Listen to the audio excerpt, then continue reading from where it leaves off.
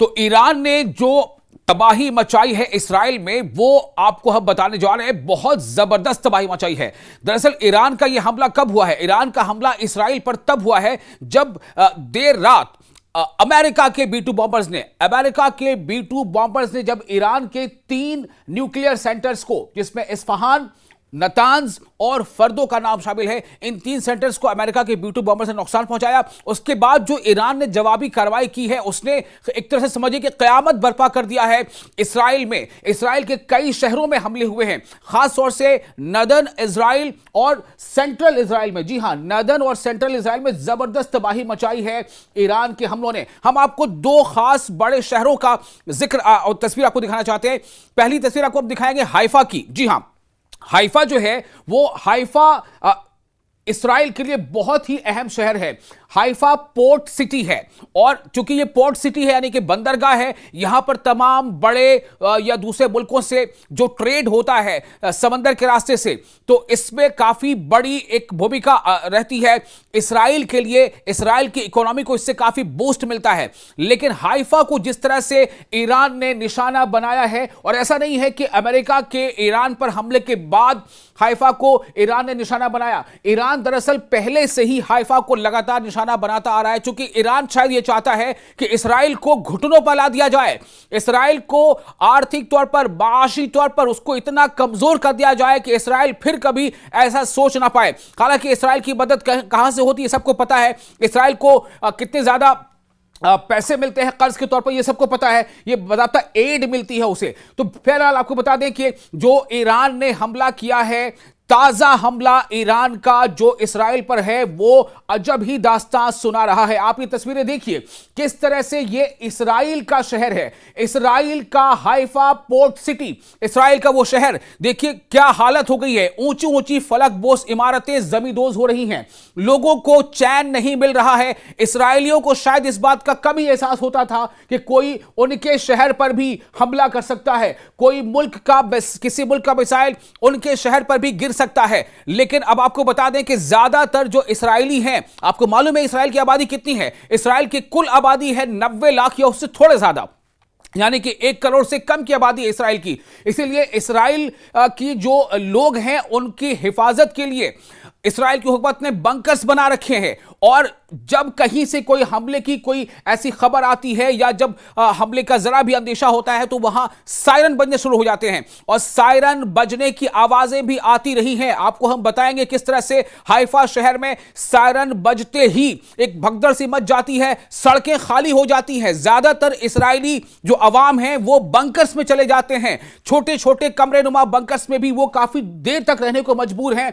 और इस तरह से यह हालात बन गए हैं। आप देखिए, आपको बता रहे हैं जो तस्वीरें, अभी आपको हम कुछ ग्राउंड रियलिटीज भी बताएंगे, चूंकि हमारे रिपोर्टर इस वक्त ग्राउंड जीरो पर मौजूद हैं। जी हां, हमारे रिपोर्टर रिफत ग्राउंड जीरो पर मौजूद हैं, जो इसराइल में रहकर वहां के हालात की रिपोर्टिंग कर रहे हैं। वो भी आपको बताएंगे कि किस तरह से तबाही मची है। आपको ऐसी भी तस्वीरें हम दिखाएंगे कि जिसमें इसराइली जो लोग हैं वो अपना बैग एंड बैगेज लेकर वो शहर छोड़ने पर मजबूर हैं। वो एक जगह से दूसरी जगह जा रहे हैं। कई लोगों की तो कोशिश यह है कि वो इसराइल को ही छोड़ दें, क्योंकि लगातार ये जो वार्निंग ईरान की तरफ से मिल रही थी कि हाइफा खाली कर दें, तेल अवीव खाली कर दें, क्योंकि हम इस शहर को रहने लायक नहीं छोड़ेंगे, क्योंकि हम पर जंग मुसल्लत की गई है, हम पर जंग थोपी गई है, हम पर इसराइल ने पहले हमला करके हमें जंग के लिए ललकारा है। और अब तो सीधे तौर पर न सिर्फ इसराइल बल्कि उसमें अमेरिका भी कूद पड़ा है। पहले से ही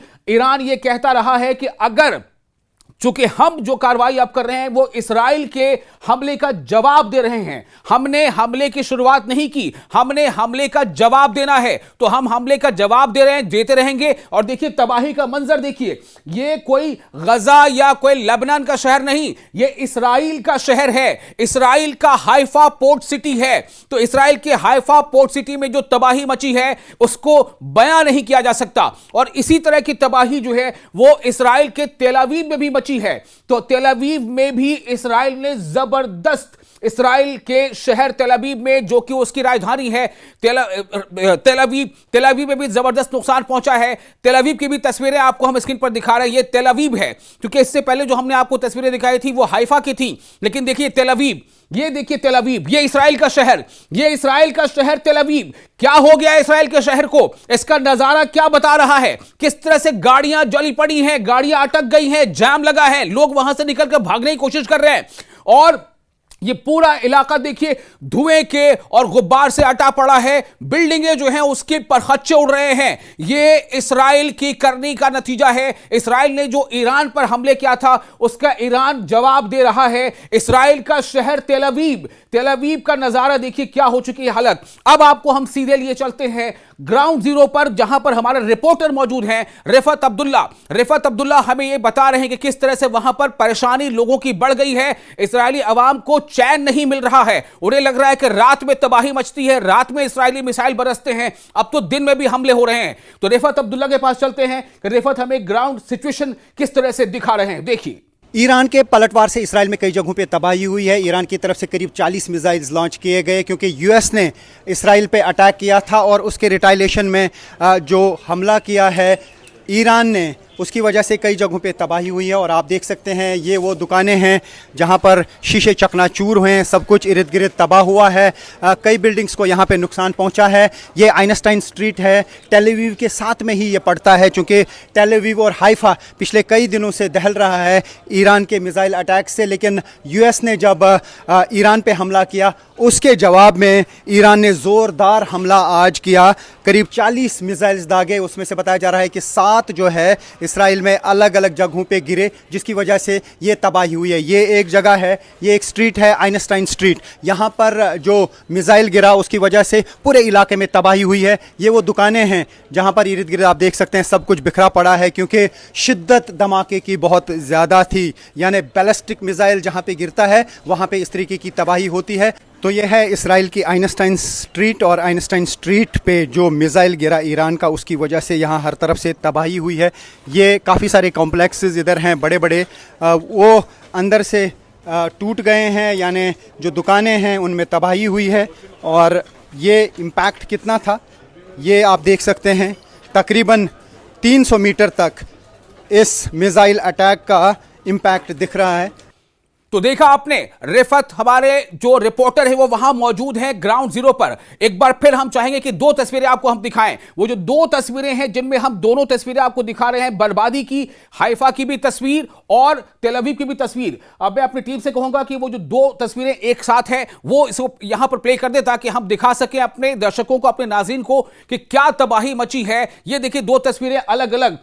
ये इन 2 तस्वीरों में आपको एक तरफ तो पहले आपको ये तस्वीर दिखा रहे हैं, ये ईरान की तस्वीर है, यानी कि ये एक ईरान की तस्वीर वो वाली है जिसमें आप देखेंगे ईरान पर जब हमला हुआ था, ईरान पर हमले के बाद जब ईरान पर हमला होता है अमेरिका का, उसके बाद देखिए ये तस्वीर देखिए आप, जो ईरान ने जवाबी हमला किया है अपनी बैलिस्टिक मिसाइलों से और सुपरसोनिक मिसाइलों से। देखिए, और खैबर शिकन, ईरान ने पहली बार खैबर शिकन मिसाइल का इस्तेमाल किया है और यह तबाही मचाई है। तेल अवीव की तबाही, हाइफा की तबाही, इसराइल के दूसरे शहरों की तबाही, यानी नदर्न इसराइल और सेंट्रल इसराइल को बिल्कुल तहस नहस कर दिया है। और खास तौर से ईरान का जो हमला हुआ है उसके निशाने पर वैसे सेंटर्स हैं जो साइंस के मराकज हैं, जो टेक्नोलॉजी के सेंटर्स हैं। तो ईरान ने अपने हमले में इसराइल के साइंसी मराकज और टेक्नोलॉजी के सेंटर्स को निशाना बनाया है। और उसके अलावा तो कई, आप देखिए ये अंदाजा कीजिए आप, ये तबाही किसकी हो रही है? ये तबाही इसराइल की है। ये तबाही ईरान के हमले में इसराइल की तबाही का नतीजा है। और इसराइल की तबाही ये क्यों हो रही है? क्योंकि जंग की शुरुआत 13 तारीख को इसराइल ने पहले हमला करके की थी। उसके बाद ईरान ने कहा था कि हम इसराइल को सबक ही नहीं सिखाएंगे बल्कि उसे सजा भी देंगे। तो उसके बाद आपको बता दें कि तब से यह कयास आ रही थी कि क्या अमेरिका सीधे तौर पर जंग में कूदेगा। चूंकि इसराइल ये चाहता था कि अमेरिका जंग में कूदे। और देखिए, जब डोनाल्ड ट्रंप जेनेवा से वो मीटिंग छोड़कर आए तो उन्होंने ये कहा था कि हमें कुछ बड़ा करना है, हमें कुछ अहम करना है, तब उन्होंने ईरान को धमकी दी थी, लेकिन ईरान ने घुटने नहीं टेके, ईरान ने समर्पण नहीं किया। उसके बाद आखिरकार डोनाल्ड ट्रंप की बात पर आखिर यकीन कैसे किया जाए, डोनाल्ड ट्रंप ने कहा कि हम 2 हफ्तों का मौका देते हैं, 2 हफ्ते में ईरान कोई बातचीत या बैक चैनल्स तमाम तरह की बातें हुई। अब आप बताइए कि ईरान जो अमेरिका की बात पर कैसे भरोसा किया जाए। 2 हफ्ते का डेडलाइन एक तरह से उन्होंने दिया था बातचीत के लिए, लेकिन क्या हुआ कि 2 हफ्ते तो छोड़िए, 2 से 3 दिन के अंदर डोनाल्ड ट्रंप का यह फैसला कि ईरान पर हमला करना है और चुपके से देर रात में हमला किया गया। ये देखिए, ये जो ईरान पर हमला किया वो उस वक्त की तस्वीर है, क्योंकि हमें दोनों चीजें आप तक पहुंचानी है, हम कोई एक तरफा चीज नहीं दे सकते। हम ये बता रहे हैं कि जब ईरान के इस्फहान, नतांज और फर्दो न्यूक्लियर सेंटर पर हमला किया गया तो नतीजा क्या हुआ? नतीजे में देखिए आप तबाही। अब आपको हम एक बार फिर से तबाही की वो विजुअल दिखाना चाहेंगे जो हाइफा में तबाही मची है, जो तबाही तेल अवीव में मची है। लोग वहां से इस्राएली शहरी इस्राएल छोड़कर, तेल अवीव छोड़कर, हाइफा छोड़कर जाना चाहते हैं। इससे पहले ईरानी हमले में जो सदर्न इस्राएल है वहां पर तो हमले हुए ही थे। सदर्न इस्राएल में भी खासतौर से उन जगहों पर जहां पर फिलिस्तीन से वो इलाका मिलता है और जहां पर जो फिलिस्तीन के जो लैंड ऑक्युपाई किए गए थे, जबरदस्ती जमीनें छीनी थी और सेटलर्स को वहां पर सेटल किया था, बसाया था, वहां से यहूदी लगातार भाग रहे हैं, वो अपने घर मकान को छोड़कर जा रहे हैं। उसके बाद यह तबाही हाइफा की और तेल अवीव की, बहुत विभत्स नजारा है। यह तबाही यह बता रही है कि ईरान का गुस्सा 7वें आसमान पर है। ईरान अमेरिका से बदला लेगा, किस तरह से लेगा, कैसे नुकसान पहुंचाएगा, यह तो एक अलग सवाल है। लेकिन अमेरिका इस जंग में शामिल हो जो ईरान चाहता था, जो इसराइल चाहता था, माफ कीजिएगा, जो इसराइल चाहता था, उसके बाद देखिए कि ईरान ने इसराइल पर कैसे कहर बरपाया है। इसराइल पर ये जो ताबड़तोड़ मिसाइल दागे जा रहे हैं, और आपको बता दें कि ये ईरान के जो रहबर आला हैं उनका कहना था कि हम इस बार इसराइल को छोड़ेंगे नहीं, क्योंकि इसराइल ने हम पर पहले हमला करके और जो बैनुल अक़वामी कवानीन हैं, जो इंटरनेशनल लॉज हैं, उनको वायोलेट करते हुए इसराइल ने एक जुर्म किया है और इस जुर्म की सजा हम इसराइल को देंगे, हम इसराइल को जबरदस्त नुकसान पहुंचाएंगे। इसीलिए यह वार्निंग दी गई थी कि इसराइली जो है वो तेल अवीव खाली कर दें, इसराइली हाइफा खाली कर दें। देखिए धीरे धीरे ये जंग इस मोड़ तक पहुंच चुकी है। आगे इस जंग में और क्या कुछ होना है, अब इसमें कौन कौन किसका साथ देगा, कौन ईरान की तरफ आएगा, कौन इसराइल की तरफ आएगा। लेकिन आपको बता दें कि यूनाइटेड नेशंस ने भी इस पर बहुत ही गंभीर चिंता जताई है। हालांकि यूनाइटेड नेशन की चिंता का क्या मतलब है ये आप समझ सकते हैं, लेकिन चिंता बहुत गंभीर जताई है। और यूनाइटेड नेशंस ने कहा है कि इससे पूरे मिड ईस्ट में हालात बेकाबू हो जाएंगे। ये पहले भी यूएन कि एंटोनियो गुटेरेस जो है उन्होंने वार्निंग दी थी, लेकिन अमेरिका इस जंग में कूद पड़ा है। ईरान का कहना है कि दुनिया याद रखे कि अमेरिका ने पहले पहल की है, अमेरिका ने खुद हम पर हमला किया है। इसका मतलब क्या है? क्या अमेरिका पर, क्या अमेरिका के मफादात पर, क्या अमेरिका के जो फौजी अड्डे हैं बहरीन में, कतर में, सऊदी में, इराक में या फिर और दूसरे जगहों पर, क्या वहां पर ईरान हमला करेगा? फिलहाल तो ईरान का जो गुस्सा नजर आ रहा है और उस गुस्से में जो बैलिस्टिक और सुपरसोनिक मिसाइल्स के जो हमले हैं उससे तबाही का मंजर पूरे इस्राइल में दिखाई दे रहा है।